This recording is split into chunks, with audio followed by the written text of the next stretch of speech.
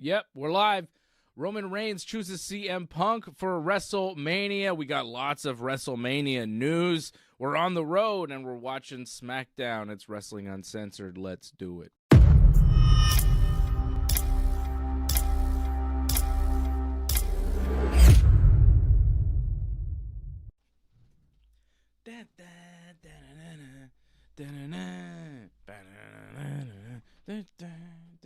Johnny North. Yeah, happy Dave. We're back to the SmackDown last hour watch-alongs again. Yeah, it's been a while, right? Well, because they were in Europe, right, and Saudi Arabia, so we had some delays. Also, you were at SmackDown Montreal, so yeah, the one that was live at night. I was at right in the past month and a half. They've been gone. They've been everywhere. Back on track. This is the first SmackDown in the States in like a month and a half. I think since the first week of January, right? Yeah. Yeah. They went to Europe. Then they were in Canada. Then they went to Saudi. And now they're back in the States. But they were in Europe for like a month. Back in the States now in Charlotte, North Carolina. They're live. We got Jade Cargill and Jordynne Grace as a tag team, taking on Raquel Rodriguez and Liv Morgan. Liv Morgan came out to talk about the Royal Rumble. She won the Rumble, as Johnny North correctly predicted on our show last week. And Liv talking about potentially wrestling Jade at WrestleMania for the belt. I think it's going to be Stephanie Vaquer. I don't think it's going to be Jade. I think Jade will wrestle somebody else. The winner of the Chamber, Tiffany Stratton, possibly. She qualified for the Chamber tonight, beating Lash Legends and Chelsea Green. Kind of a messy match, especially towards the end. Tiffany looked like she was having some trouble. She wins. Crowd seemed to want Chelsea to win, but Tiffany won. I wanted Chelsea to win too. I like Chelsea. I think Chelsea's gained some momentum ever since that Unreal clip of Michael Hayes talking about her went wrestling viral, where Michael Hayes is talking about Chelsea Green just being a role player. She'll never be the Charlotte Flair or the Becky Lynch or the top, Tiffany Stratton. She's there to make them look good. And I think wrestling fans went, hold on a minute. Why? She's super talented. She's entertaining.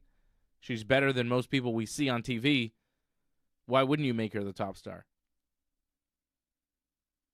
Why wouldn't you make her the world champion? Why can she only be the U.S. champion or intercontinental level? And I think wrestling fans are starting to have way more support for Chelsea Green. I think a babyface run is imminent. So we'll see. But she doesn't win tonight. So her WrestleMania dreams possibly, in flux.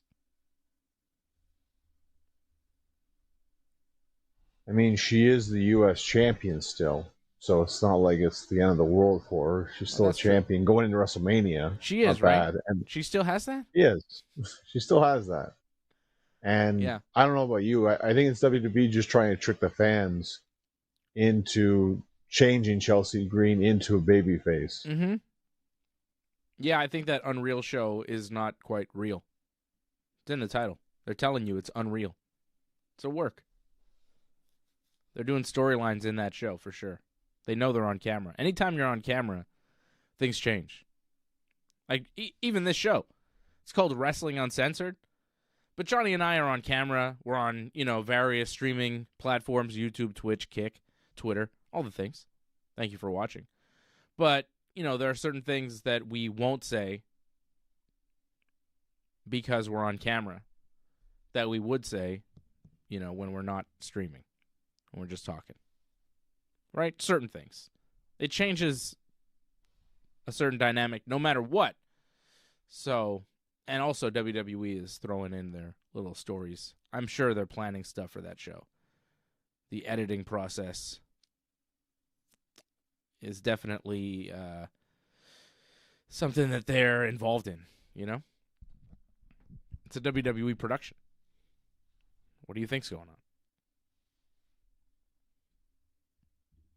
Well, if you remember our earlier episodes when we were on the radio, I think we were far more censored back then than we are now. Yeah, for sure. But still, there are things that I would say to you privately that I wouldn't say. You know what I mean? Publicly. Sure. But, again, it's far more open.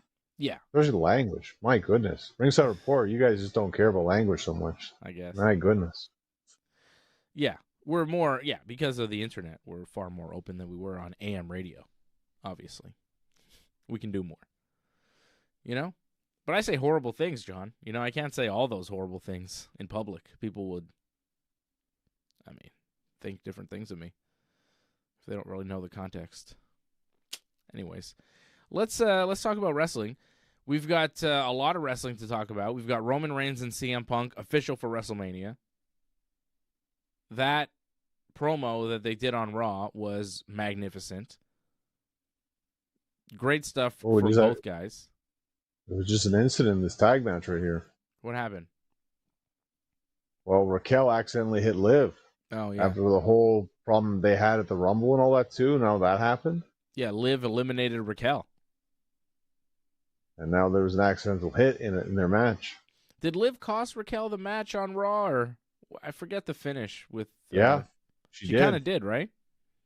She completely did. Like, she put the chair there and Raquel ended up eating it. Like, yeah, it was all Liv's fault.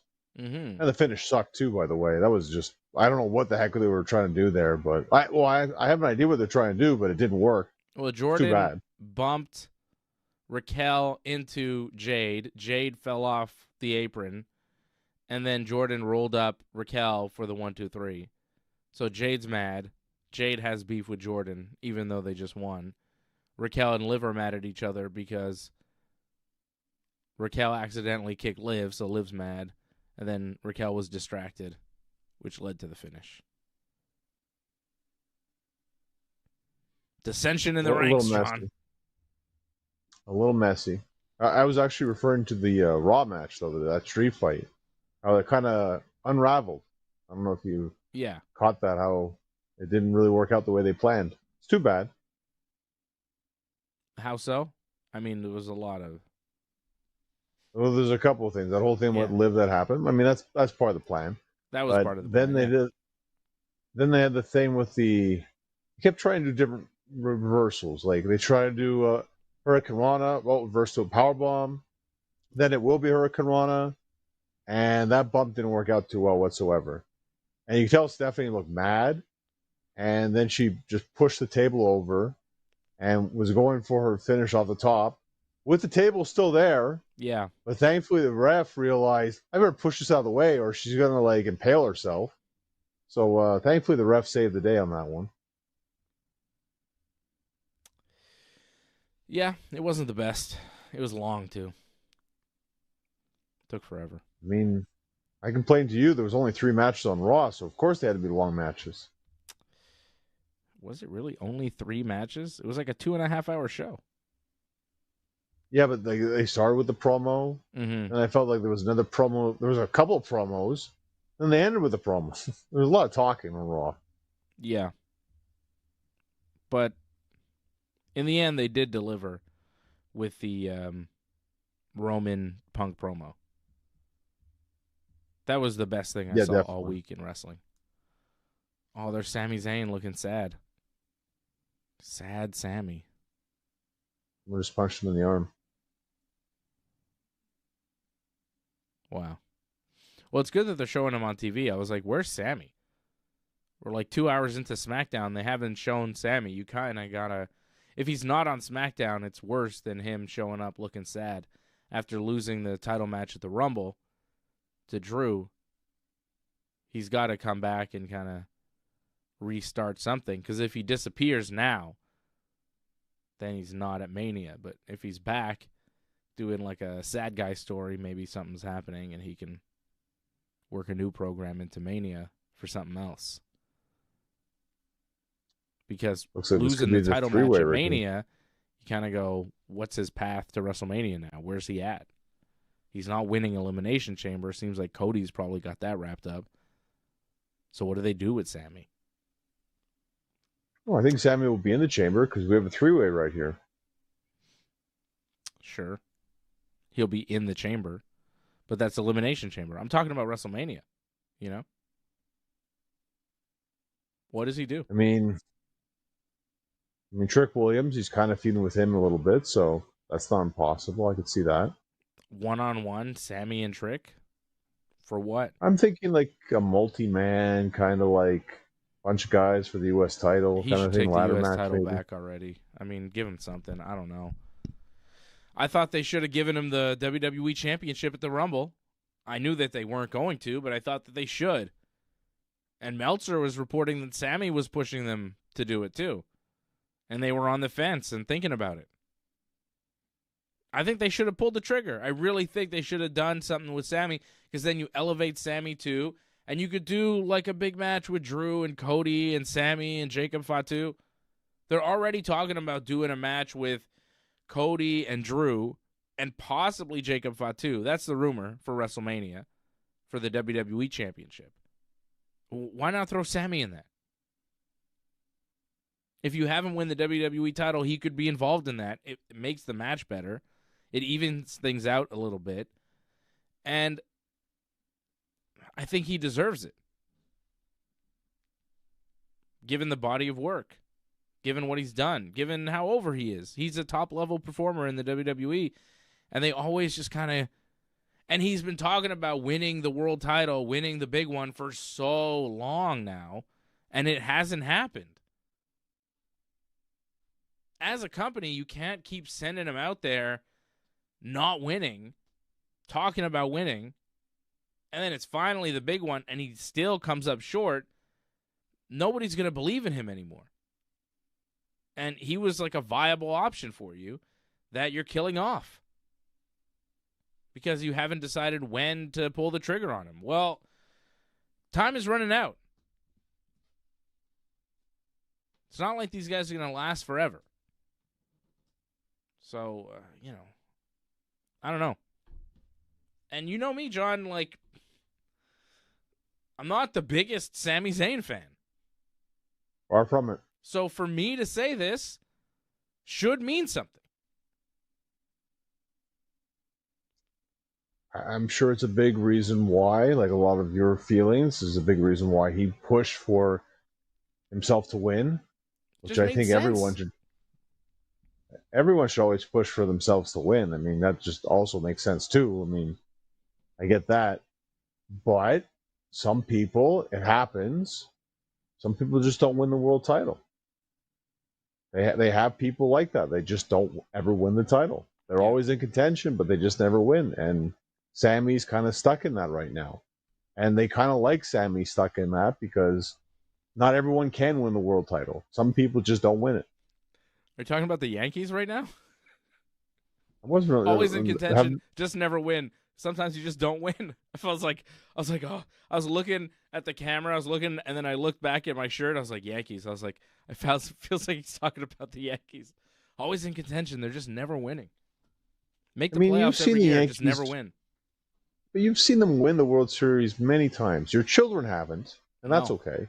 But you've seen it, so that doesn't really count. It's been like, what, 17 years? 2009 was a while ago. That's so long. It's so long, man. What are they doing? Anyways, we're not talking about that. We're talking about Sami Zayn. He should have won the WWE Championship. He did not. And I guess you could say, well, but then what? He never wins the big one? That's it? That's his career? It's just, well, he talks about it and he just comes up short and then eventually he retires? Well, he could eventually one day win the title. I wouldn't expect him having a long title reign, but him finally win the title, it could happen. It just felt like the time, because if not now, then when? Especially with, like, Kevin injured. It really reminds you, and Kevin injured with an injury where you go, we don't know if he's coming back. You hope he's coming back. You kind of expect him to come back, but, there's neck injuries. There's always a possibility he doesn't. He's, 40, right? Maybe a little over 40. So it's tough, You got to weigh quality of life, too. Like, what do you want to do? He's got money. I don't know what he wants to do. But you look at Kevin, and then, you see Sami right there with him, and you go, how long is Sami going to last? He's put himself through a lot, as much as Kevin. Nobody's indestructible. And he's getting older, and you go, man, what if not now, like, when are you ever going to pull the trigger on this guy? When are you ever going to give him the belt? Probably never at this point. I would guess never. So if you're a Sami Zayn fan, and I know a lot of them are watching this show because there's a lot of Sami Zayn fans in Montreal, and that's where we're based. Don't hold your breath. All right, I wouldn't say that because WrestleMania is in Saudi Arabia next year. So I think Sami will be in a big match no matter what next year. So he'll be in contention. There's 2 world titles. Yeah. He has a chance. Yeah, he does for sure, but we're talking about next year. We thought that, we talked about Saudi Arabia. We thought he would win the Rumble. Last year, this time, we were thinking Sami Rumble in Saudi was like a lock. I mean, it just wasn't a Rumble. It was the title match. I think it was always a lock for him getting the title match in the Rumble. Less. Because he lost. I mean, he didn't even win. It would have made way more sense had he won. He's the only guy on the roster who speaks Arabic in Saudi. The only one. And he loses? They're paying you how much? You go there how often? You're doing WrestleMania there next year? And you're not going to put the one guy who speaks Arabic over? What? Like, it's just, there's so much that made sense going into it where you go, well, yeah, they should do it. I think it's going to be one of those things that you look back on and you go, wow, I can't believe they didn't put Sami over in Saudi at the Rumble. I think it's going to be one of those things where Sami's on podcasts in like 10 or 15 years, people go, yeah, that was crazy. I don't know, like, I understand him, like, having the whole thing about him is he's the underdog. Like, he has to fight from underneath kind of thing. That's his thing. So, like, well, the underdog has to win at some point, John. He'll have a chance again. It's not the end of the world. He'll come back. Sure. Like, he always comes back. So, I have no doubt he'll be in a title match again. And I'm not losing any sleep over it. No, I know you're not. But, like, they also gave Saudi Arabia AJ Styles' last match ever in WWE, it looks like. I mean, it's not like they didn't give him anything. Yeah. I think they're happy. Pretty sure they're happy. Okay. But that's AJ Styles. I mean, I think they would have been happier had, Sami won. I think the place would have gone nuts had Sami won. I can't believe they started the show like at 10 at night for them. That's ridiculous. That's crazy. It started at 2 p.m. Yeah, because like SmackDown, remember SmackDown started at noon, I think it was for us. And that was 8 o'clock their time. Right. Wow. Just imagine, like, you're there till 2 o'clock in the morning on a Saturday. Yeah. Drew McIntyre cutting a promo right now on SmackDown. He's addressing what Punk and Roman said about him, which was pretty funny. Roman talking about, he could pick Drew McIntyre, and Punk was saying, well, that would be the easy way out. And Roman's like, Drew McIntyre, I beat him for like 3 years. That was funny, too. And he's like, you and Drew, weren't you fighting over like some stupid bracelet? I love that Roman, in his promo on Punk, to his face, made fun of the whole bracelet angle, which I was really disgusted by. I was like, what is this? This is a grown man fighting over plastic beads? He's this upset over some beads? Roman made fun of that pretty good. I thought Roman kind of killed Punk in that promo. I could choose you because you're the biggest star. I could choose you because you're on the best show. But that's not why I'm choosing you. I'm choosing you because I hate you. I've always hated you. So good. Acknowledge me. When he said acknowledge me, he like barked it out. He drops the mic. I was like, oh, that was a killer moment from the tribal chief. So many good moments. When Roman goes, my family is the only reason you had a show to come back to. And then Punk's like, you really believe that? And then the crowd starts going, OTC, OTC. They're telling Punk, yeah, man, this is his show. You're like a guest of the tribal chief. He's still the boss. He's still the main attraction. The only reason CM Punk is main eventing night 2 of WrestleMania is because his opponent happens to be Roman Reigns. And that's a fact, Jack. When CM Punk was in AEW and then he left AEW to come to WWE, the big prize, the big attraction, the big match was Roman Reigns. Because he is the top star in professional wrestling. And if you don't believe me, you could look at who's going to main event WrestleMania Night 2. It's not Cody Rhodes. It's Roman Reigns. It's not the WWE Championship. It's the World Championship. Because Roman Reigns is in that match. Punk was good. Ouch. Punk had some good lines in that promo. But Roman, man. Roman was next level tribal chief. No? Hey, it was an excellent promo. No, I completely agree with you. Excellent promo. I thought it was great back and forth. I liked the shots.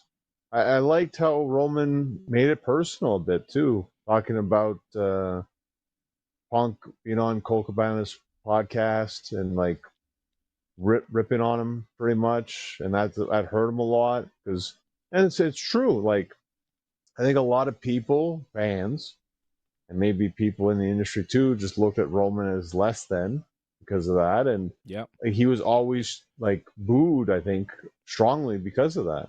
Yes. And there's a bit of resentment probably. Yeah, Punk's, he went on Cole Cabana's podcast after he left the WWE. He was the hottest thing in the business. And, he made the WWE super heel, and he was the babyface in the situation. And he went on Cole's podcast and he said, I was in this match and I had to make Roman look strong, and they kept telling me to make Roman look strong. And the perception was, WWE really wants this guy to be like the next John Cena, the next top star.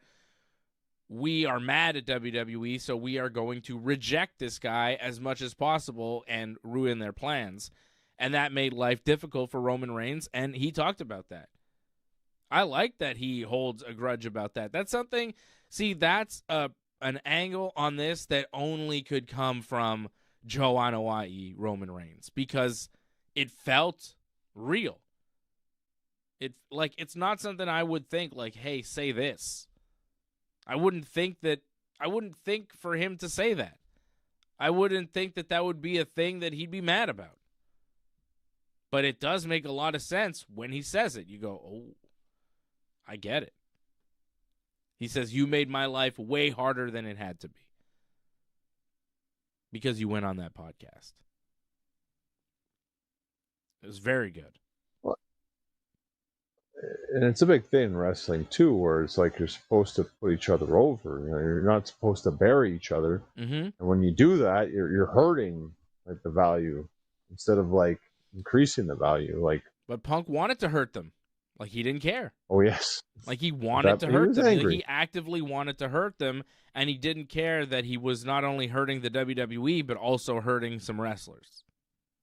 And Roman remembers that.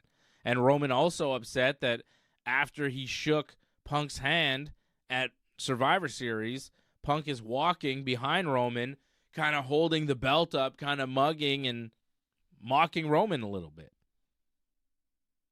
And Roman's like, treating me like some young boy. I'm not your young boy. It was a very good promo. Like, Roman. And Punk's like, yeah, you're sitting at home. You show up every once in a while, try to, I'm there, I'm making the countries, going to this country and that country. And Roman's like, if I took a 10-year break, I'd want to get it in as much as you are too. Roman's like, I've done that. I'm good. You've been gone. Tremendous. Like, everything Punk said, Roman was like, psh, take that. Every fire Punk lit, Roman's throwing water on it immediately. It's really good. Roman was like, to stand up to Punk at that level, very impressive. On his own, no Heyman. Punk was like, Punk had a couple good lines, like, I held the belt for 400 whatever days, and I had Paul Heyman with me, and you held it for like 1,000 days when you had Heyman with you. You're following in my footsteps. Just because you did it longer doesn't mean you did it better. But then you really think about it, and you go, well, that Tribal Chief run was pretty good. But the Summer of Punk was also magnificent. Both great runs. I think you could debate what was better. Well, that wasn't the 434 title. Like, that wasn't. No, it wasn't that, no. Well, that run was really good, too. Wasn't that run the 434 days where he started as babyface but ended as a heel? And the heel part was, like, tremendous, but the babyface part was kind of... Yeah, but I also think a lot of Ryback shit, wasn't it? Yeah, there was some Ryback in there. He got hurt, if you remember correctly, right? Yeah. And then they brought in the Shield to kind of protect that. And plus, he faced The Rock twice, right? And I know you weren't a big fan of that. So that's how it ended. We kept losing. Well, that happened too, yes. Yeah. Cookie Puss. Yeah, he had a great run, and then Rock just took everything away from him. It was like, nah, mine.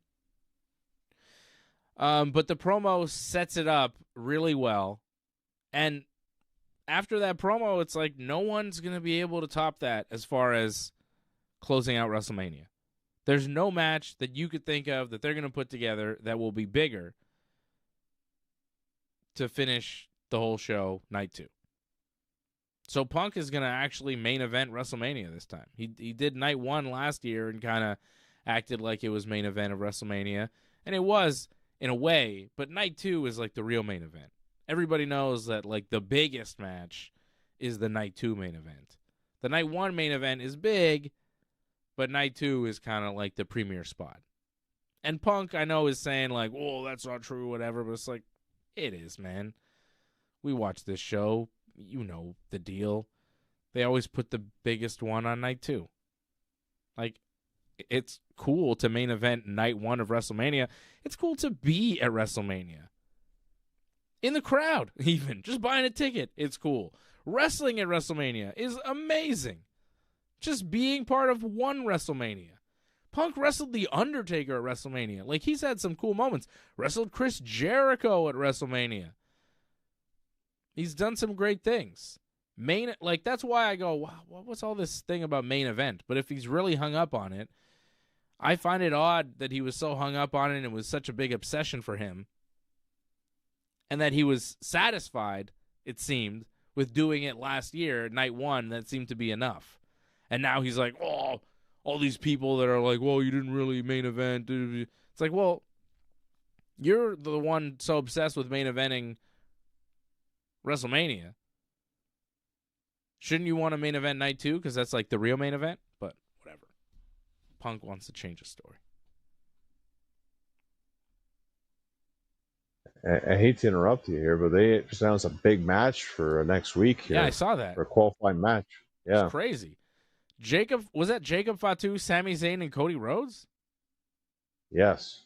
Jeez. Jacob Fatu, Sami Zayn, Cody Rhodes, triple threat. Winner gets a spot in the chamber. So 2 of those guys are not going to be in the chamber.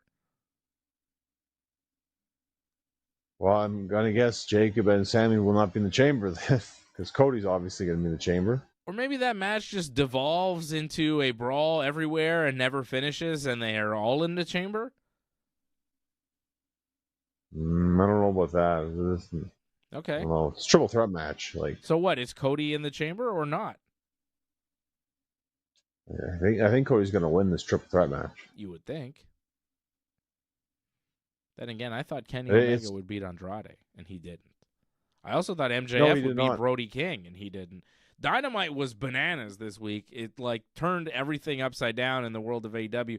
I'm actually very excited to talk about AEW this week because I thought Dynamite was crazy and really interesting.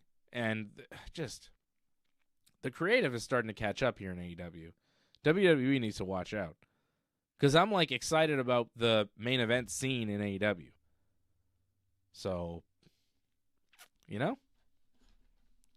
careful, WWE. Well, I thought we talked about last week, or I mentioned that Swerve Andrade match. I thought it was really good, and I mentioned I think Andrade could beat Kenny, the way it was going, and it happened. I think Andrade could be the world champion. You think he goes through Hangman though? I don't know if he's actually going to be the world champion, but through this process or whatever, but just the way he's being positioned and the way he's looking, it's this guy is this is a top level talent that's been underlooked and underutilized for a very long time, and he could easily be an AEW world champion at some point in his career. Seeing him over the past few weeks now in AEW, I go, this is a top level guy. They're doing a great job, something WWE's not doing, of elevating a lot of people to the main event, where you start believing in a bunch of different people as potential world champions. WWE struggles to do that. They could have done it with Sami, but they chose not to. Here's Aleister Black coming out. You don't believe him as a world champion. You don't believe him ever winning the WWE title. What's he doing at WrestleMania? Don't care. Doesn't matter. He's just a guy. What's this? Is this a qualifying match? Solo, Aleister Black, and some other jabroni? What's the match? Well, Randy Orton's the jabroni, I guess. Oh, Randy, what a jabroni he is. You'd think he would win this, right? Because he's Randy. I expected to win. Yeah, the jabroni. That jabroni, that big jabroni. The legend killer. The Viper. The guy, Randall. What are we doing? Where are we, John? SmackDown's still going on. Is this the main event? Are we almost done? This should be it, right? I imagine it's the main event. I don't know what else they can do after this. Drew McIntyre came out 3 times, so yeah, this has to be it. And what happened at the end of Drew McIntyre? He was talking, and then Trick Williams came out. What was all that? Did you catch that? Yeah, Trick apparently wants to face him, but I don't know if we led to anything off that. From all the matches they showed next week, I didn't see anything about that. So, but we have a lot of matches for next week, by the way, big matches next week, actually. Like what? Well, that triple threat, Cody, Jacob, and Sami, it's got to be the main event next week. Can't imagine they're doing anything bigger. Did they announce Rhea and Io defending against Lash Legends and Nia Jax? They did. Ooh. Okay. Lash Legends. I'm a big fan. Big fan. I think she's got a bright future. I think she still needs a lot of work, but we'll see what happens. I wasn't impressed by the... She'll get there, I'm telling you. She's got something. There's a natural charisma there, too. I like Lash Legends. I thought Kiana James is more impressive. Again, she needs some work, too, but, I feel like there's more potential there, actually. I thought a good angle for her would be, you know how she's always carrying that purse? Yeah. I think she should have like other women wrestlers trying to like steal the purse from her and like grab it away from her. And then she should say, "I don't know you, let go of my purse," and then kick them in the crotch. I think that'd be good. Right. The Bobby Hill move. I think that's a classic move that always works. And I think if you did it in wrestling, people would really appreciate it. I don't know you, let go of my purse, kick to the groin. People would love that. If that became her like running thing, who wouldn't enjoy that? Everybody loves Bobby Hill. You know, you might be onto something. Like I didn't think Kip Wilson could get over with the whole toxic thing, but he's slowly getting there. Kit Wilson. Yeah, the hip thing, not so much. But the toxic thing? No, that's great. Are you kidding? Did you see how many people at the Bell Center? Oh, you weren't there on Friday night when Kit Wilson came out? But my God, everybody in the Bell Center was doing Kit Wilson with him and doing the dance with him. Everybody loves that guy. Super over. Kit Wilson, toxic. He wrestled. He wrestled a match. He could have promoed tonight. Great promo. And then he lost to Femi, which, you know. I think Femi is really cool. Made more sense. Huh? It made more sense than what happened on Raw. I was like, what the heck on Raw that destroyed the Raiders? Like, yeah, he came out and just beat up the Viking Raiders for some reason. I believe they're just the War Raiders, not the Viking Raiders anymore. Whatever. It doesn't matter who they are. They're obviously just jabronis. You know? Clearly, yes. Let's just throw them around. Yeah. Kind of surprising. Well, they're trying to push Femi pretty strong. I think they're trying to get him ready quick for Brock Lesnar at WrestleMania. That's the word. I mean, I get it, but I don't know if he needed to sacrifice the Raiders for that. But well, you got to get him believable to go up against Brock. If that is the match, I felt like Gunther Brock would have been the better choice. That's the one I would really like to see. I don't know what the plan is for Gunther for Mania. You would expect something big because he's Gunther, and he's been, you know, pretty hot lately. Retiring John Cena, retiring AJ Styles. What's next? Well, it makes perfect sense then. You have to do career killer versus legend killer. Oh, yeah. Yeah. Makes sense. And what, Randy Orton gets a win and like gets a little revenge for the old guys at WrestleMania? Because you can't have Gunther like beat Randy and then what? Randy's retired? I don't think Randy's retiring. I'm not saying it's a retirement match. I'm just saying it's a match. Like, yeah. I'm not saying anyone has to retire off that. So what, Gunther just beats Randy? I don't know. That's not bad. Either way. Whoever wins, you know? Gunther, Randy, I guess.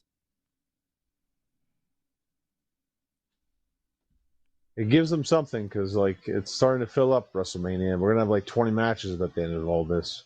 But wouldn't you rather see Gunther Brock than Femi Brock? Like, I feel like Gunther Brock is a way better match than Gunther versus Randy or Femi versus Brock. I want to see Gunther versus Brock. I just don't think it fits right now. Like, eventually, yes, but they got to build towards that, and, like, I just feel they're not going in that direction. They're clearly not going in that direction. So, I don't mind Oba versus Brock. I think it's a fun match to do. Yeah. I just don't know what those Femi promos are. You know, that's the only thing that I don't love about the Femi character is that he's doing a fake accent, and we all know that that can't last. Yep. You got to work on that. But besides that, I like the presentation. When like does he drop the accent? When do you think he decides to just talk regular? At some point, they're going to. Right? He's not going to talk like this forever. He's doing like a bad African guy accent. It's got to get to a point where he talks every week. Right? He's not really doing that right now. So, but when that happens weekly, it's like, well, yeah, you gotta drop that because it's too evident. Apollo Crews gave it up. Remember when he was doing that for a while? You saw him backstage, right? He was doing SmackDown. something. I think he even said a word or two, and it was not in an accent. So that went away. Kofi Kingston, of course, famously had to drop the Jamaican accent eventually because he wasn't Jamaican. That's it. He was weird. Who was with Matt Cardona backstage when Kip Wilson approached him? That happened tonight. What did? Apollo Crews was there. Yeah, that's what I'm saying. And he spoke. Yeah. Yeah. Yeah, he said, what the heck? A lot of people have dropped the accent. Kofi dropped his accent. Remember Lana? She used to speak with a Russian accent. Then one day she didn't. You're like, what? You're American now? She sounded better, actually, with the accent, actually. Yeah, the promos were way better with the accent. She dropped the accent. We're like, you're just regular? Yeah. He lost the effect on that one, yeah. It wasn't it's as too fun. bad. The character lost all fun. So sometimes it's bad to drop the accent, I guess. Maybe Femi needs to keep it. I don't know. To me, he sounds fine. I don't know why they gave him the accent. No. I never think it's a good idea to give a wrestler an accent character. It's like, you got to do this accent. It just always seems wrong and racially insensitive. Anyways. So Femi looks like he's having a big match with Brock Lesnar at WrestleMania. We're all kind of expecting Cody Rhodes to win the Elimination Chamber and go on to face Drew McIntyre. But I guess there's a world where he doesn't. And maybe Jacob Fatu does, and Cody finds a different way into that match. Some sort of triple threat, maybe. I would love to see that happen. I think that's probably a better match than a singles match. Either way. Yeah. But Cody Drew again, one-on-one is super boring for WrestleMania. I wouldn't even main event night one with that. I don't think it does. If that's the match. It opens the show, I think. Even the triple threat, I'm not sure main events night one. Adding Jacob Fatu to that doesn't really make it that much more interesting. It makes it tolerable because we've seen Cody and Drew wrestle so many times. They did 3 stages of hell. I mean, they've done everything. So, outside of maybe doing Cody Drew and maybe a Hell in a Cell, you'd have to do a real crazy gimmick, Adding Jacob Fatu is, I think, necessary for the match to be worth anything. And even then, I don't think it's worthy of a main event for night one. I think you main event night one with something else. Maybe the women's tag titles or one of the women's titles. Jade and Tiffany or Becky versus AJ Lee for the Intercontinental title. I don't know, man. It's kind of thin after Punk and Roman.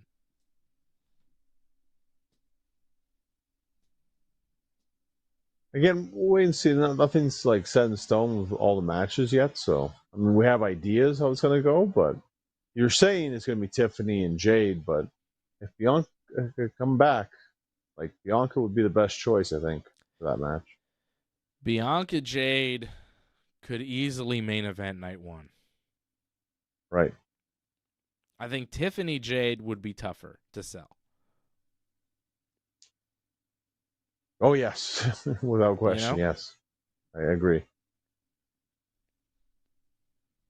We've seen it before. We've seen a finish. I don't know. Jade and Bianca have way more story.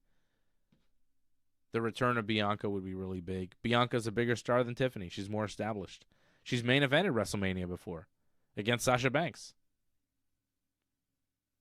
Well, we also have Jade finally defending her championship for the first time next week. Oh, yeah? Against who? Jordan Grace? Against Jordan. Yeah, it's going to happen next week. Wow. It's big SmackDown next week. Very big. A lot going on. Angelo Contagonis in the chat says, we have until April to figure this out. I mean, that's obviously. Hope we figure it out before then. If we don't figure it out before then. WWE's figuring it out right now, and a lot of the matches are out, A lot of the matches are being discussed. A lot of them, I mean, one match is official, right? We know what's main eventing night 2. It's Roman Reigns versus CM Punk, world title on the line. That's done. It's a done deal. The Rumble's over. I mean, it's the road to WrestleMania, so a lot of these matches are going to be set up and done. They're setting up the Elimination Chamber right now. You got to figure they've got a good idea who's winning the Chamber and who's going on to WrestleMania. They're setting up qualifying matches. That means they know who's going to be in the Chamber. That means they probably have a decent idea who's going to win the Chamber because they have plans for Mania. So, well, since we're just talking about what they have planned, what the news is and the rumors are about what they are planning, and what they could possibly do to make it a little bit better, because what they have right now seems a little, like we're struggling to figure out what would be a worthy main event for night 1. Usually, I think a better situation for the WWE would be guys like us saying, man, which one of these matches is actually going to main event this show? Because there's so many big ones, but we're not saying that. We're saying the opposite. We're saying, yeah, they really don't have anything that could really headline except for Punk and Roman, and that'll headline night 2. And it's a 2-night show. Like Liv Morgan, Stephanie Vaquer, is that really main eventing night 1? Liv Morgan won the Rumble. I don't think could. I mean, maybe. Liv is over. I wouldn't be surprised if we see a women's championship match main event the night 1, because it's been a couple of years now since that's actually happened. So I feel like they're going to give them something. But can they generate enough interest in a Liv Stephanie match to make people go, ooh, yeah, main event night 1? Like last year, you had Charlotte and Tiffany, and when they announced it, it was like Charlotte won the Rumble, and she went on, she challenged Tiffany. And when they announced it, it was kind of like, yeah, I don't know, this is cool, but as it went on and as the promos went off the rails, you go, ooh, this could main event night 1 easily. And it didn't. It probably should have, because it was like a big, But there was a lot of interest in it. And I wonder if Liv Morgan and Stephanie Vaquer can generate enough interest in their match to make people want to see it close the show. I'm not sure.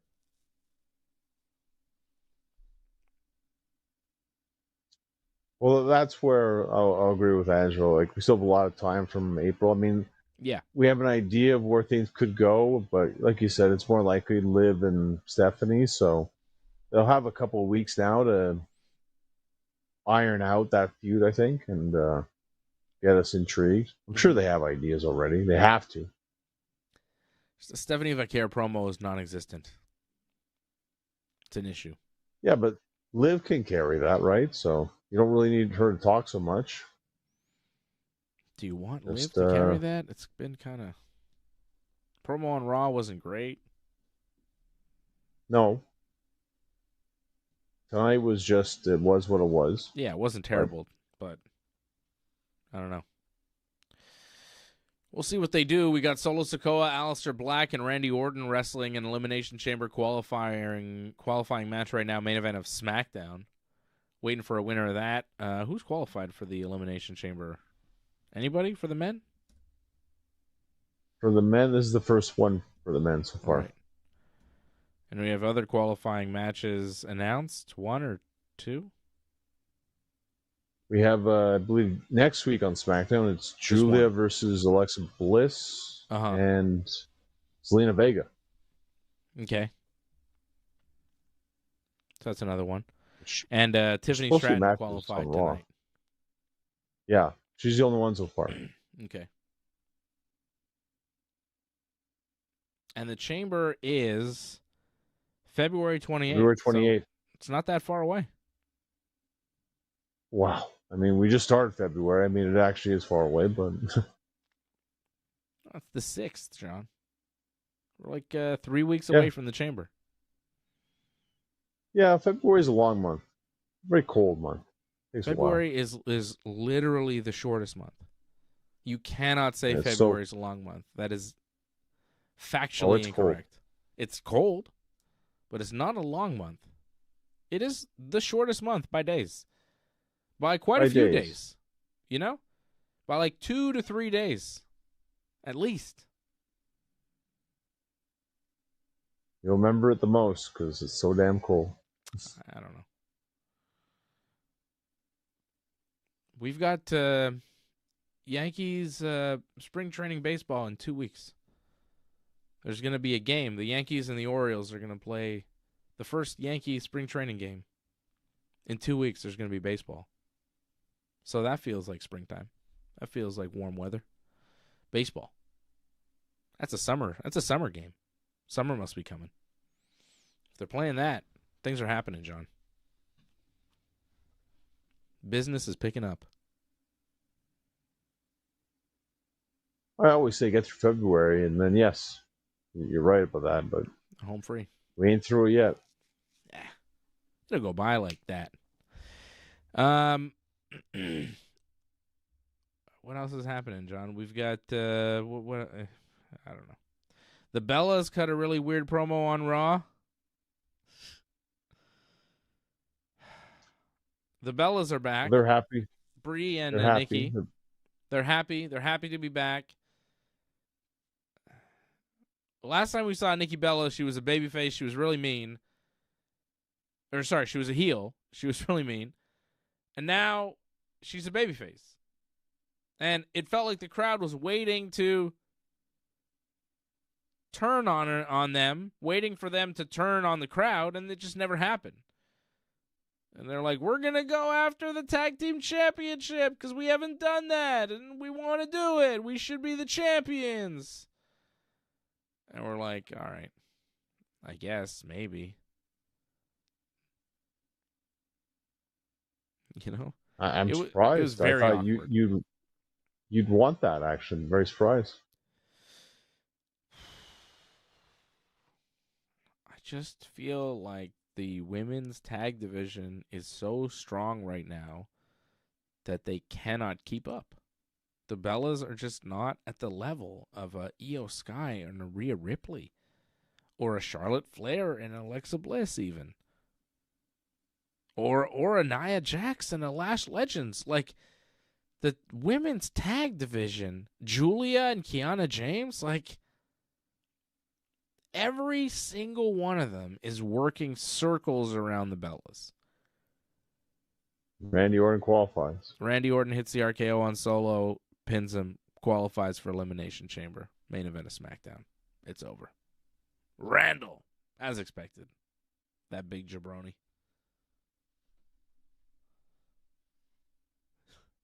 Oh, it's a good PLE payday for him. It's good. But you know what I'm saying? Like, I like the Bellas. I'm a big fan of the Bellas. I think they are, legends and game changers, Hall of Famers. But I think at this stage, seeing Nikki and Brie and just them in the Rumble, they are several steps behind. And the women's tag division is so strong that to put them anywhere near the top of it would be a disservice to what they're doing. This is the strongest the women's tag division has ever been. I just said that you could potentially main event WrestleMania with a women's tag title match. Picture that. That is unfathomable in every era of the women's tag team championship. But now, with Rhea Ripley and Io Sky, two of the best in the whole wrestling business, as the champions, you could envision a world where they're main eventing Mania. You could do a multi-women tag match, and it could close out night one. Tell me that there's more star power in another match than, the Bellas, Rhea, Io, Charlotte, and Alexa, and then throw in Nia Jax and Lash Legends. Make it a four-way. Massive stars. You got Charlotte, you got Rhea. two of the biggest in the game. I think they could close the show. The Bella Twins, you could close the show with that. I mean, it'd be weird to close it out with a women's tag 4-way, but I think there's a world where it makes sense. Because Rhea and Io, they are incredible. Rhea might be the most over person in the WWE. And Io might be the best wrestler. Every time Io does stuff, you're like, whoa. You see she did a dive tonight where she like landed on her head and then just popped up like it was nothing and started pointing at herself. You're like, what the? She is incredible. All right, she's good. There's no doubt about that. And that would be a very good match. She's more than good, John. She might be the best wrestler in the whole company. Io Sky. Best wrestler in the whole company. That's tough. Like, she's near the top of the list as far as I'm concerned. I'll give you that. The best, like, I don't know. Good ones. Like, again, they got good ones. They do, and again, the 4-way idea is good. I don't know if they're going to do that 4-way idea, but I mean, if they add the Bellas, I think they kind of need to hide them in a sense. So that would be the best way to hide them, I think, in that match. Yes. Still, yeah, it could main event night one. I'm bigger on an actual world championship. They have enough of them. That should be a main event for a night. Yeah. But I mean, it'll probably be Cody. Maybe. I don't know. Like, again, like, I could see the women, depending on how things go. We haven't even really started anything yet for anybody, so. Yeah. Yeah. But I think it will be like a multi-tag match for the women's titles because, like I said, there are so many stars in that division. You do want them all on WrestleMania because they're all stuck in that tag division. I think they're going to do like a 4-way or 6-way or whatever. They're going to have a bunch of tag teams in that. Because, like, you want Charlotte at WrestleMania. You probably want the Bellas at WrestleMania because they're back for some sort of run. You obviously need Rhea and Io at WrestleMania. So, Sounds like it could be a tag gauntlet. Maybe.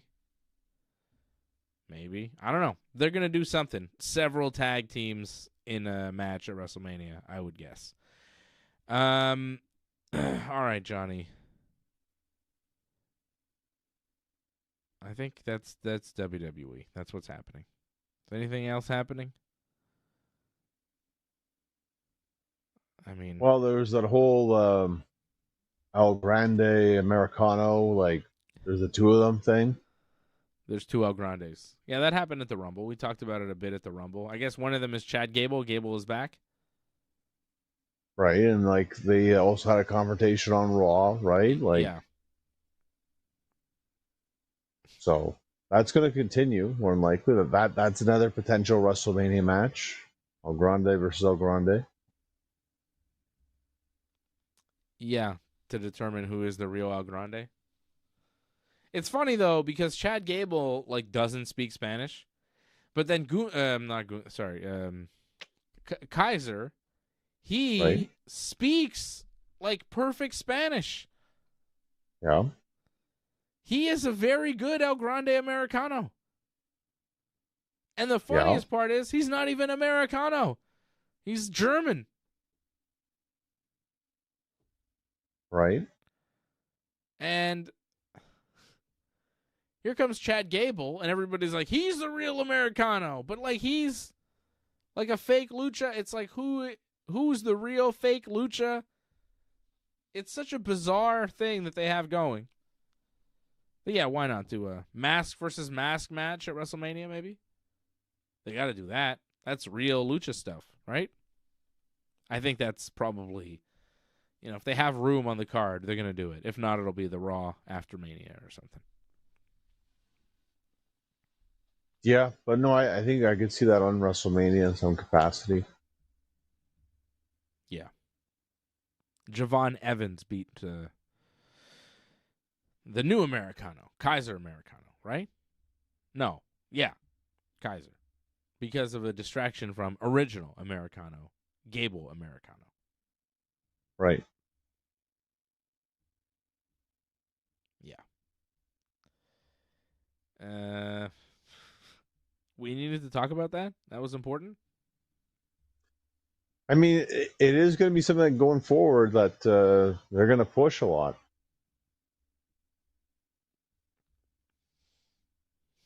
I wish they wouldn't. I don't know. It's okay. It's just so silly. Like, whatever. It's fine, but I don't think it's like a thing that we need to think about for WrestleMania or any of the big shows. I think that's a thing that can just live on Raw. Just take up time, That's a TV story. That's not one of the big ones. Maybe Mania, because why not? But it doesn't feel important in the grand scheme of things. Well, what about Maxine and Natty? I think they're having their match next week, right? Don't care. Okay. Right. I mean, Maxine, I just can't, I'm not interested. Right. I thought you liked Natty. I thought you were interested. But what are they fighting over? I don't understand. She trained Maxine, but then Maxine sucked, so Natty's mad, and she's going to beat the hell out of her. And then she's going to go after Becky Lynch, I guess, she says. But, is she? I just don't believe that WWE's actually going to push Natty in a meaningful way, and I don't believe in anything that Maxine does, so I don't care. This rebranding of Natty, I don't think is real. I think they're trying something a little bit, but not in a real way. They're not really behind it. I mean, we've seen Natty throughout the years, and they've had these kind of sort of pushes for her. We've seen this before, so yeah, I agree with you. Yep. It's one of those things where it's like if you see somebody do some things, it's the same thing over and over for many, many years where it's like, oh, maybe they're going to do something, maybe they're going to do something, they never do. Eventually you lose faith. You stop believing. That's what's happening in the WWE. We're not believing. AEW? You want to do AEW stuff? Anything else happen in WWE world? Seems like... we can make the jump here. We can jump. Are we jumping? Are we opening the forbidden door to AEW? Speaking of forbidden door in AEW, before, kind of a transition, you see MJF and Seth Rollins exchanging some nice words and a little video there. They were very pleasant to one another. Nice to see. They were at the Super Bowl media stuff, and MJF and Seth Rollins took pictures together and all sorts of stuff. It was cool. Well, they're both professionals. Yeah.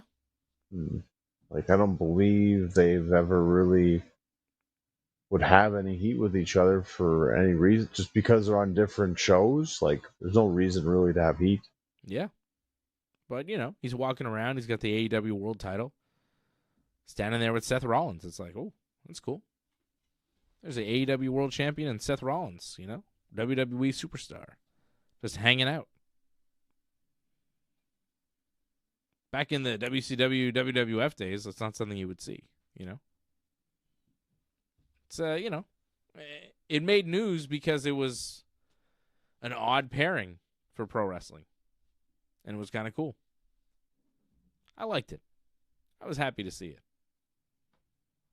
I was happy to see Seth Rollins not shy away from MJF and seem to be very friendly with him, recognizing him, giving him his respect. And why wouldn't he? And MJF being very cool with Seth, not being rude because he's a WWE guy. Like you said, John, they're professionals. And MJF is one of the best professional wrestlers in the game. He had a very good match with Brody King this week where he lost. That Brody King's got a hell of a finisher. What does he call that thing? That pile driver thing? My God. Nasty. I mean, it is, but you say it was a good match. I mean, he just pretty much destroyed him in like a minute. Was it 2 even? Like, Yeah. It was very shocking, though. It fast. was like, what the hell?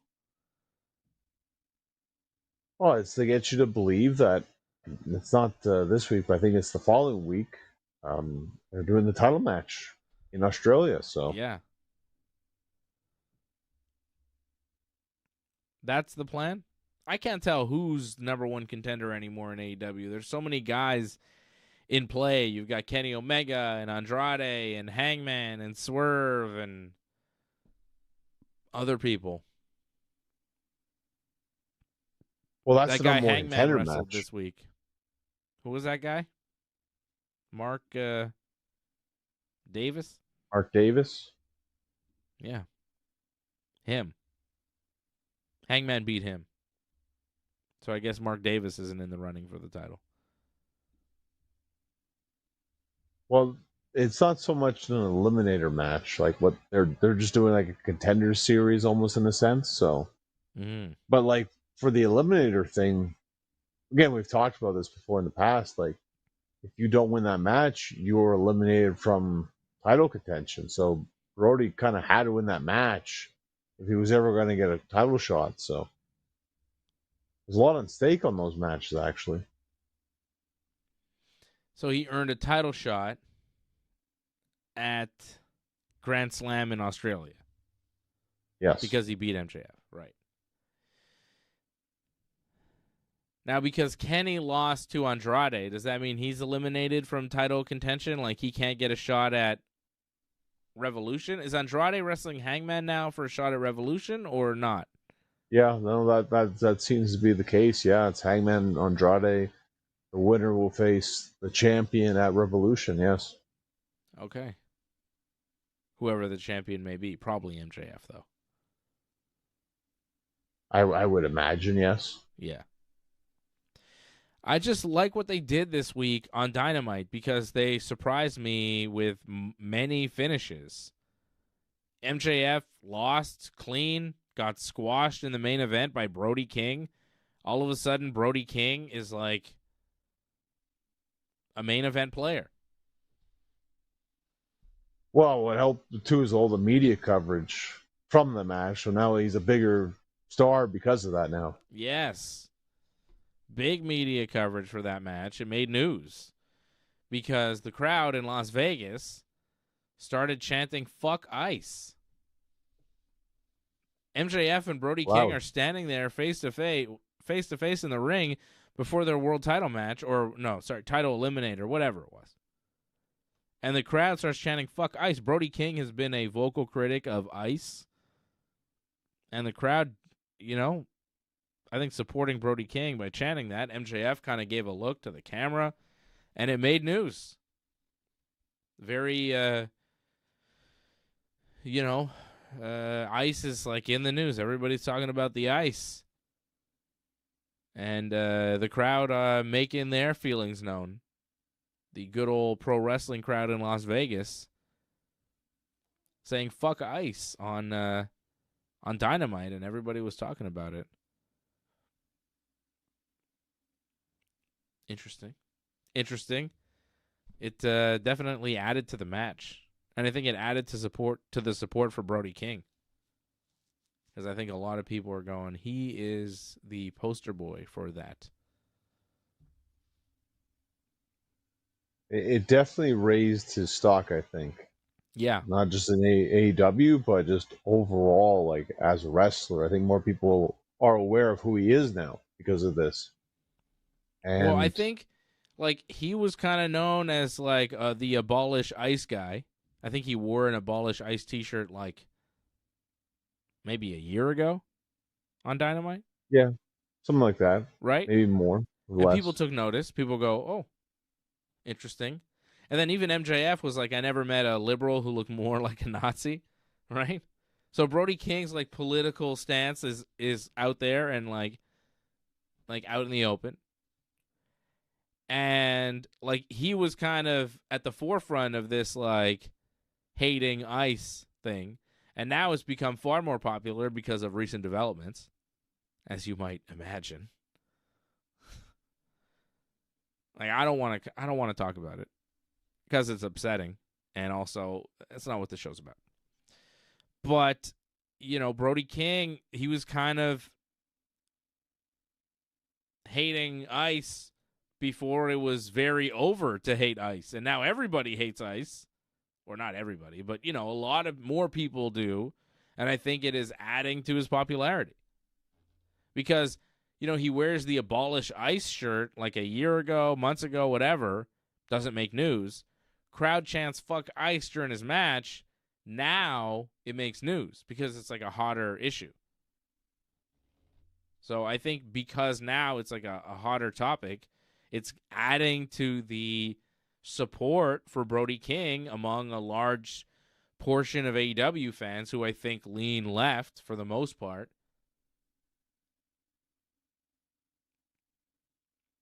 It's really interesting. We're in interesting times in pro wrestling from a political standpoint because I think AEW is now being seen more and more as the left-leaning wrestling company in several ways, but mostly in comparison just to the WWE and how closely they're aligned with the right and with Donald Trump and that regime, right? I wouldn't say WWE fans are right, though. I feel maybe more centered, I think. Maybe more accepting of the right, though. I think there are more... Yeah. I think there are probably more Republican WWE fans. Like the percentage of WWE fans that are Republican, I think, would be larger than the percentage of AEW fans that are Republicans. Well, let's just remember, Hogan getting booed. I mean, a big reason because of that was because he... Certainly. LA, though. Right, that's true. LA is something else. California. So, I think AEW is just in an interesting position as far as that's concerned because of the way the WWE has aligned themselves. Triple H, very tight with the administration, Linda McMahon, and, So anybody who doesn't like that is going to go, oh, well, AEW is not like that. They're the opposite. So we saw that The Rock's in the main daughter? Event. What? The Rock's daughter now is going to go to AEW, or is that what you're saying? See, but that's interesting, right? Because The Rock's daughter, who was in NXT as like the general manager, she quits NXT out of nowhere. Quits WWE, yeah. Quits WWE, quits everything. She's done with wrestling. Just done. She decides she doesn't want to do this anymore. Apparently her girlfriend was like a wrestler and she got fired from NXT a few weeks ago, so maybe that's why. I read something about like they offered her something and she didn't like the contract. Okay. I don't know what her deal was. I don't know why she decided to quit, but she did decide to quit. And then what was her tweet exactly? The Rock daughter tweet. Let's see if I can find that. The Rock's daughter.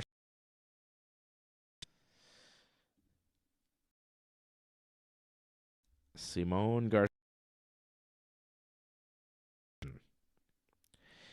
After she quits WWE, she says on Twitter, and now that I can say this with my full chest, fuck ICE and that entire administration. So she says now I can say this because she's no longer with the WWE. So that shows you that if you're with WWE, you are not allowed to speak out, or it's frowned upon at the very least, to speak out against the administration. And you would think that it's more than frowned upon. You're just straight up not allowed if you're The Rock's daughter and you work for WWE and you can't get away with it. Like, you would think if anybody working for WWE could get away with saying whatever they want on social media, it would be The Rock's daughter. But even she felt censored or was censored in the company, leaves the company, says, "Well, fuck ICE, fuck the administration." You go, "Oh." Like, that to me was the not her political stance, because, like, whatever. She's one person. It doesn't really matter. I wonder if Dwayne agrees with her, because I don't know. You know? He's been very rich and very famous for a long time. Usually that tends to run a certain direction. They want to keep their money. So, whatever. But the fact, to me, that she's saying, now I can say this, that's the biggest story out of everything. Not that she's saying it, not that she's making the statement, which she then, like, deleted her whole Twitter afterwards. So, I don't know. Maybe somebody told her she had to. But I thought it was real interesting that she's like, I couldn't say this when I was in WWE, but now that I'm not, those guys are bad. Interesting. I just have this feeling it's probably going to happen in AEW. It might happen in WWE. I think more fans are going to be speaking out against ICE now. They're going to use, like, wrestling as a platform now to speak out against them. WWE's not going to do it. I think WWE might turn down the volume when the crowd does that. Pretty sure that would happen. Yeah, well, that's it. Those chants would not get through on Netflix. Wouldn't happen. Wouldn't happen. And if I'm Tony Khan, I got to make sure my citizenship is all good, because they might deport me. I mean, Trump is a vengeful man, and if he has you in his crosshairs, he'll come after you with complete unlawful force. That's been proven. So, well, and you got to be careful, because you have a lot of people that are on visas. Any wrestler for AEW, I would be careful. American citizen or not, you could be deported. They are planning on deporting you. Where are they going to deport you? Who knows? They're going to roll the dice, and then we'll see. That's how it seems to operate over there.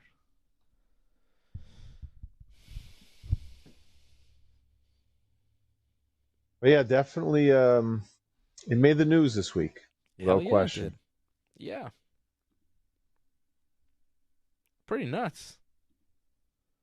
Pretty wild stuff going on in AEW land. And in America in general. What a time to be alive. Well, another thing that happened on Dynamite, I have to give a lot of credit to Megan Bayne and Penelope Ford. I thought they were a great tag team. Showed a lot of great tag team work together, and they won the opportunity to face the tag team champions at Grand Slam. I hope they win. To me, they're the best tag team right now in AEW. Yeah, you had two matches on Dynamite where you had challengers wrestling the champions in non-title matches to earn a shot at the title, and usually they don't win, but they both won. Like, you don't see the champions just lose, but they did. You saw Megan Bayne and Penelope Ford beat Willow Nightingale and Harley Cameron, the tag team champions, to earn a title shot. And you saw Brody King beat MJF to earn a title shot. Both surprise victories. Kenny Omega lost to Andrade. There was a little outside interference there. A little Don Callis trickery and some low blow from Andrade. But still, Andrade beat Kenny. We thought we were headed towards Kenny versus Hangman for a shot at MJF, but now it seems like it's going to be Hangman and Andrade for a shot at MJF. I still think it's going to be Hangman, but hey, could be Andrade MJF. Why not? Stranger things have happened. Like I thought Kenny was getting the shot pay-per-view, but not going to be him. So, I mean, either way it works. I mean, either way, if it's Andrade, if it's Hangman, it's a good match either way against MJF, I think. Yeah. I think it makes more sense if it's Hangman, though, because Hangman's a babyface and MJF's a heel. Andrade's a heel. It's kind of weird, but like, who are you supposed to cheer for? I guess MJF. Yeah, it's kind of weird because, Andrade's with the Don Callis family, so yeah. They're the top heel faction now. Yeah. I don't know. I think you probably do Hangman MJF. Plus, that's kind of a bigger match. That's a big one. You go, ooh, okay. Will Hangman win? Does he take the title back? I think that's a big one. I'd say no. But sure, yeah, it's a big match. It's still something worth doing, I think. Oh, yeah. There's a lot there. Because, I mean, Hangman beat MJF last time on pay-per-view, right? So. Yeah. How about Ricochet? He beat Jungle Boy, but that's not really... No, that's the big thing about Ricochet. Right? Ricochet was on the internet this week. He was on Twitter, and he decided to say some things. And apparently he upset a lot of people in the business, too. Yeah, he did. I think he deleted all that stuff. Did he? Wow. So he pretty much bashed WWE is what happened. No, he didn't. Oh, yeah, I thought so. Yeah. Sorry, it just happened a few days ago. I'm just going through his timeline, and there's just like a lot there. Let me go from the beginning. Well, I'm just going to give you a summary of some of these tweets here. Let's see. We're actually looking at them. Oh, there's a lot of tweets there. Richard O'Shea. Let's see if I can zoom in here. So, same thing happens to Balor, Shinsuke, Apollo, and many others. WWE kills legacies and love of the sport. It's what they do best. I do feel this way, and many others do as well. That company kills the love, and you end up being a shell of who you were and going through the motions. They haven't for a while. Even when I was IC and US champ, they meant nothing. I'd argue El Generico has a better legacy than Sami Zayn. Which now Sami, didn't seem to like. Yes. Sami... And he responded, yeah. Responded in a way. Talking about legacy, meaning he posted a video of Mike Tyson getting interviewed by a kid, and the kid asked him about legacy, and then he goes into legacy. It's nothing. Who cares? You're dead. It doesn't matter. And I think that was Sami's response to the legacy thing from Ricochet, so I guess Sami took issue with it. But Ricochet says, they took my love of pro wrestling away. I'll never forget how I felt walking into work every week, and that platform was only to make others look good at my expense. And I told them I'd rather quit and go back to the indies and make whatever I'd make there than to come back next week. Many discovered me at a time where my talents and legacy were being taken advantage of by a company that didn't really care about me. However, more people have been following me since before WWE and appreciate what they know I can bring and what I can do. No longer want to watch. Yeah. Some venting right there. A lot of venting. Angry. Yeah. Angry at the... Yeah. Unhappy with his time in WWE. Didn't feel like he got a fair shake. And you see what he's done in AEW, given some time to shine and to do some things, and it's a much better version of Ricochet. It's a Ricochet with personality, which throughout his entire run in WWE was just never there. And clearly, there's something there. Yeah, but I just feel like being in WWE helped him develop that, though. He had to go through it because he tried. It didn't work. But that's it. By failing, you learn, okay, that didn't work. Try something else. And, unfortunately, he had to go somewhere else to do it completely. But he did figure it out eventually. But I think he had to do that in WWE first to get to where he is now. Sure. But maybe, WWE, he's speaking what he believes is true and how he felt. He felt like his love for pro wrestling was gone because of the structure in WWE. And I think that the WWE corporate wrestling structure isn't for everybody. It's not. Yeah, he's more of a wrestler. That's why. A lot of times when you're in that really corporate structure where there's a lot of oversight and they're micromanaging everything you do, and they're not really letting you be creative, it's like it takes the fun out of it. I could understand that completely. Like when I was on the radio and it was like we were owned by like Chum and we were on Green Avenue and it was like we were our own thing.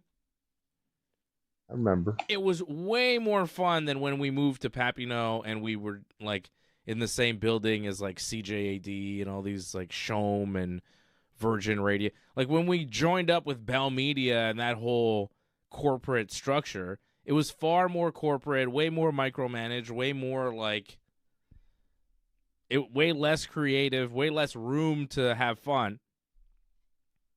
And when you kind of, you know, make it more like that, it takes the fun out of it. And it's more fun sometimes when you're in like a smaller place where you have more creative liberty to do things and to do, you know, quality. And you see in AEW, you're given the leash to go and do quality stuff, like real good stuff. Whereas in the WWE, you know, you got to kind of fit within their confines and you're going to do okay stuff. But I think MJF said it, like, you know, WWE is McDonald's. They're giving you McDonald's. It's fine, but AEW is like a gourmet burger. It's like nicer. It's better. Not everybody's going to go out and seek it out. You know, more people are going to eat McDonald's, but the quality is going to be with AEW. And I feel like I made that analogy and MJF stole it from me now that I'm saying it.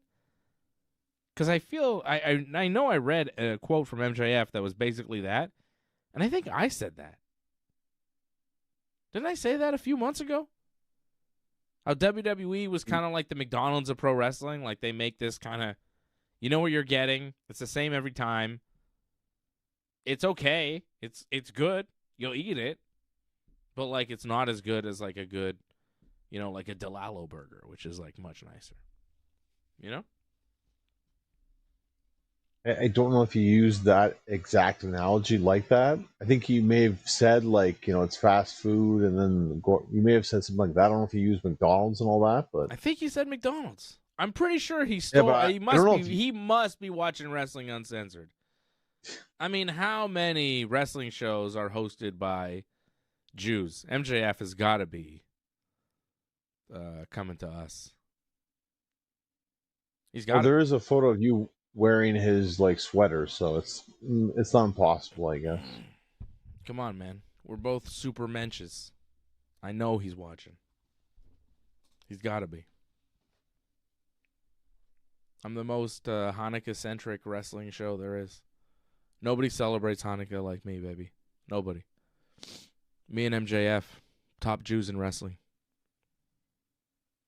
Forget you, Paul Heyman. You're out of the club.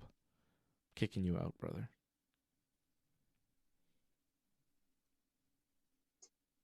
I think, is Meltzer Jewish? I'm not sure. Thought he was. Hoped he was. That'd be nice. You know? I don't know why, like, you hope for that. I don't know. I don't know why either, but I don't know. It'd be good. There's so few Jews in wrestling. It'd be good if the top reporter in wrestling was Jewish. Be like, oh, there's one. Not many. There's Goldberg and MJF. Goldberg, MJF, Barry Horowitz, and Colt Cabana. That's like the Mount Rushmore of Jewish wrestling. It's not the best. I mean, it's not bad. It's not bad. But, like, not many in the business. Not Jewish.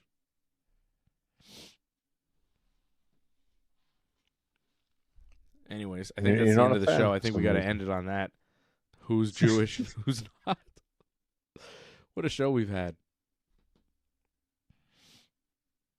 Well, it's been fun talking about the ups and downs and the controversies in wrestling this week, without question. That's right. Yes. You didn't even mention there was talk of Ric Flair coming back.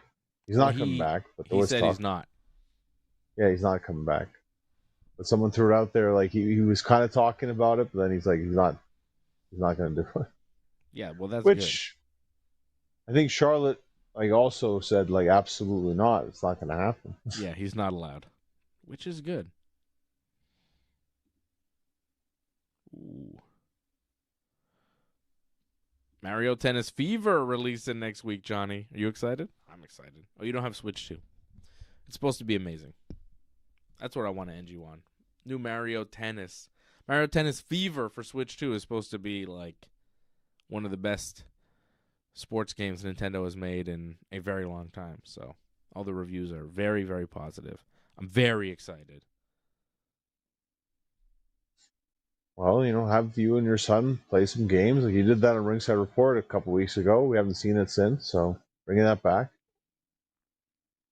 Possibly. It'd be harder to hook up, but doable. All right. Thank you for everybody that watches. If you're watching now, if you're watching later, if you watch at all, thank you. It's nice. It's nice that you watch. We're on here for you. We're on here for Angelo.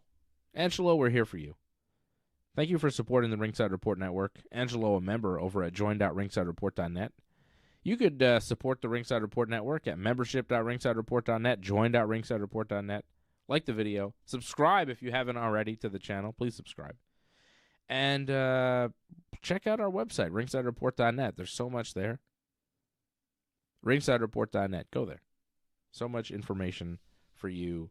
Stuff about our shows, quotes from the show, news stories based on the show. There's so much good stuff over at ringsidereport.net. Johnny North, you're the best.